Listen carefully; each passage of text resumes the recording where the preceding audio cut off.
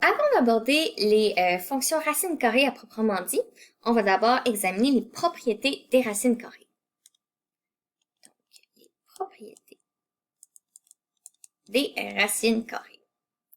Donc, la première est simple, c'est si par exemple je fais la racine de x à la 2, ça va donner x.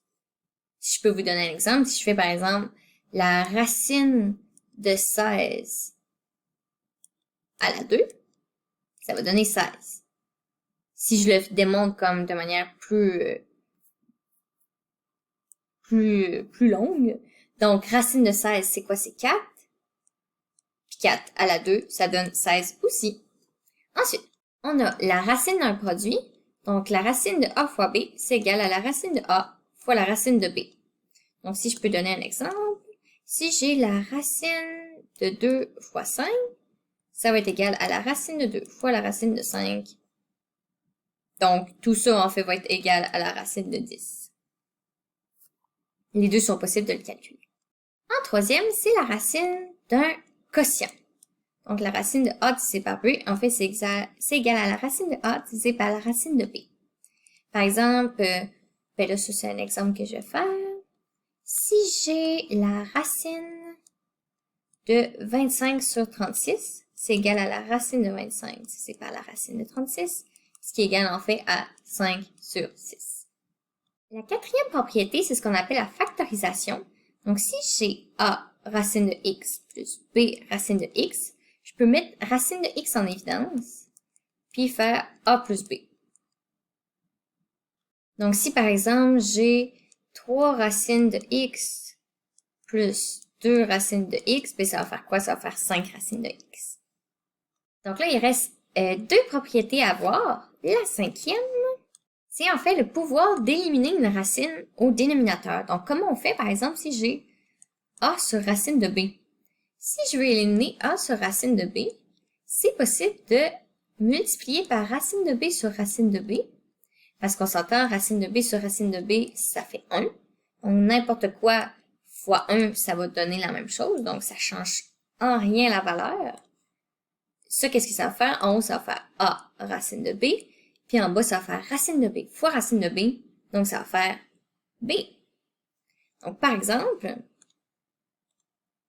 si j'avais 2 sur racine de 5, ben, ça va être aussi égal à 2 sur racine de 5 fois racine de 5 sur racine de 5.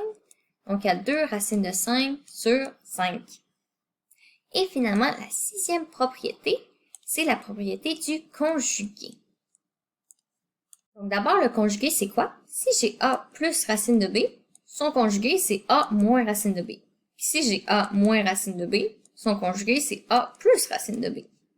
Et pourquoi le conjugué est intéressant? C'est parce que quand on multiplie une expression par son conjugué, ça nous permet d'avoir une expression plus simple. Juste pour vous le démontrer, si je fais A plus racine de B fois A moins racine de B, qu'est-ce que ça va faire? Ça va faire A fois A, ça fait A au carré. Ensuite, je vais faire A fois moins racine de B. Oui, ici c'est un B. Donc ça va faire moins A racine de B. Ensuite, racine de B fois A, ça fait plus A racine de B. Et finalement, racine de B fois moins racine de B, ça va faire moins B. Je marque ici, moins B. Donc, on s'aperçoit que moins A racine de B plus A racine de B, ça s'annule. Donc, tout ce qui reste, il reste quoi? Il reste A au carré moins B. Donc, on a la propriété que quand on multiplie une expression, comme celle-ci, par son conjugué, eh bien, on obtient le premier terme au carré, puis ça fait moins le deuxième terme, puis la racine disparaît. Donc, c'est quand même très pratique.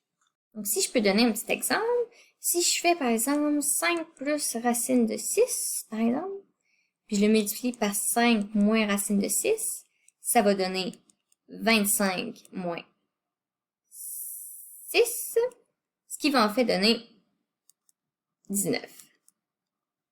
Puis si je donne plutôt un exemple avec des x, par exemple, donc si j'ai 5 plus racine de x, en fait, je pense que ce serait plus intéressant de mettre le x à la première position. Donc si je fais 5x plus racine de 8, tiens.